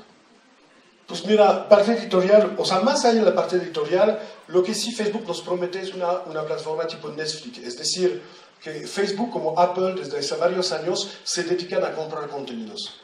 Saben que en el futuro lo que va a pasar es lo que pasó con Netflix, que vamos a estar rentando contenido y más vale que sea en su misma plataforma, ¿no? Creo que sería el primer punto. El tema editorial, se supone que Facebook te lanza la información que te puede interesar. Obviamente es una burbuja de filtros en lo cual a veces uno está contento. Tengo un amigo que es vegetariano. Hizo un estudio sobre la carne hace 6 meses. Empezó a buscar contenido sobre carne en Facebook, páginas de fans sobre el asunto. Hoy en día sigue recibiendo anuncios sobre la carne. Y él dice, no me gusta la carne. Estaba haciendo un estudio sobre la carne, ¿no? Entonces, puede que haya evocaciones en ese sentido, ¿no? Lo que sí, más allá, creo que Mark Zuckerberg, nuestro gran amigo, que ya nos damos cuenta que no tan nuestro gran amigo, no tanto, y cuando van a empezar a pagar publicidad en sus diferentes dependencias, se van a recordar de mí. Facebook lo que le gustaría es que Internet se vuelva Facebook. Es decir, estás en Facebook, comes en Facebook, consumes en Facebook, ves contenido de noticias en Facebook, lees artículos de interés en Facebook, creas pequeñas páginas web en Facebook, es decir, que no te quedes más allá de la plataforma. Y esto creo que hoy en día es un gran riesgo con las redes sociales, que es el monopolio. Ahorita todavía sigue Twitter, pero ustedes intenten trabajar y crear una cuenta de Twitter y hacerla crecer de manera orgánica, van a ver que es muy complicado, ¿no? ¿Qué nos queda? Instagram. Y hay un montón de redes sociales que desaparecieron. Vine, ¿se acuerdan de Vine? Sí, ¿dónde fue? ¿No? Ahorita pues ni está en la playa, no vendieron su proyecto, ¿no? Desapareció. Cuando yo estaba en la coordinación de difusión cultural en esa época, en Vine teníamos 100.000 seguidores. De un día para otro, a la basura, ¿no? Entonces, lo muy volátil es interesante. Facebook tiene una visión que me gusta a nivel comercial. Veo una plataforma que tiene buenas funcionalidades, o la compro, o pongo esas funcionalidades en mi plataforma. Es lo que pasó con Snapchat. Snapchat está por desaparecer porque no quiso que Facebook lo compre y puso esas mismas funcionalidades de historias en WhatsApp, en Facebook, en Instagram, y así los hunde, ¿no? Creo que es esta política. ¿Una pregunta más? Hola, buenas tardes. Buenas tardes. Ahorita como que tiene muy mala reputación Facebook por lo que acaba de hacer, pero hace un año más o menos estuve en una reunión con Google donde palabras menos, palabras más dijeron: Facebook te sigue el comportamiento, pero si quieres, o sea, nosotros podemos influenciar el comportamiento. Entonces, y tenían abierta una cuenta y me dijeron: a ti te están apareciendo estos comerciales porque te vamos siguiendo en YouTube y podrían empezar a aparecerte estos y estos, ¿no? O sea, como, así me dijo así: influenciar, dinos con qué quieres que los influenciemos a tu favor. Pues mira, yo creo que sí, o sea, nos influencia pero con una mala justificación. O sea, cuando escuchas Mark Zuckerberg, te dice: Facebook lo hice para que haya más libertad en el mundo y que la gente pueda compartir, ¿no? Súper positivo, ¿no? Lo hiciste porque quieres más lana, cabrón. Eso es la verdad, ¿no? Entonces, ¿qué pasa? Con esos filtros que son lo que vimos ahorita, la información que recibimos es la información que Facebook cree que es necesaria para nosotros. Pasa lo mismo con Google. De hecho, haz esta prueba. Ponte una persona que no viva o en este país o en este mismo estado y dile de que entre tú y él vayan a buscar una misma palabra. Yo la hice con la palabra Israel. Le pedí a un amigo en París que busque en Google la palabra Israel. Y yo en México, con mi compu, con mi IP, busqué la palabra Israel. A mí que me interesa la noticia, recibí puras noticias sobre el gobierno de Israel, problemas políticos. El que viaja mucho en su primera página de Israel, hoteles, paquetes, playa. De hecho, tendré que estar un poco más como él. Pero al final de cuentas, él recibió la información que esas plataformas consideran que son buenas para nosotros, que nos van a servir. De hecho, por eso dicen que Internet es un mundo feliz, porque se supone que no vamos a nunca recibir una cosa negativa, ¿no? Entonces esto es el filtro de burbujas de lo cual hablamos, que es muy interesante en esa reflexión. ¿Y cuál es el problema? Que Google, por ejemplo, no tiene un filtro de quiero estar más o menos filtrado. Entonces, al final de cuentas, no sabemos realmente cuál es nuestra realidad. De hecho, el muro de cada uno seguramente es totalmente diferente, ¿no? Por eso, si tiene hijos, préstele su tablet, pero que no cierre su sesión, para ver qué recibe un chamaco de 15 años, ¿no? O que recibe cualquier persona nuestra, seguramente tiene una visión del mundo totalmente diferente. Entonces, sí nos influencia, creo, de esta manera. Ok, vamos a escuchar la última pregunta. Ya allá el joven de amarillo. Podemos, ya. Ok, gracias. Gracias por la ponencia. Considerando estos filtros, ¿cuál es tu opinión sobre, pues, las fake news, ¿no? Que hoy están mucho de moda y que, pues, más que nada una institución como la UNAM posiblemente, pues, pueda sufrir, ¿no? O sea, me refiero al hecho de que un investigador puede decir una cosa, sin embargo un sitio de fake news apócrifo puede decir otra. ¿Cuál es tu...? Mira, como lo dijo anteriormente Grisela, nosotros sabemos que pasamos directamente con la comunidad sin pasar en redes sociales, por los medios que filtran nuestra información. Entonces sí hacemos mucho cuidado en la parte editorial. Como no somos un periódico, un canal de televisión, sí tenemos que tener esa visión de edición de contenidos. Y si lo investigamos, si se prueba, se recomprueba, se retecomprueba, porque ¿qué tal? O sea, si da una fake news, estamos fritos. O sea, mañana no estoy aquí, pues, ¿no? La verdad, entonces sí es algo en particular como la UNAM, porque te das cuenta que en la televisión, cuando dicen, y para hablar más en serio del asunto, tenemos un investigador de la UNAM. Entonces nosotros somos la voz, somos líderes de opinión. Se supone que nosotros somos los que dan información objetiva. Por eso es muy importante cuidar eso. Ok, bueno, pues damos las gracias a Yanur. Invitamos a Mari Carmen para que le dé su reconocimiento.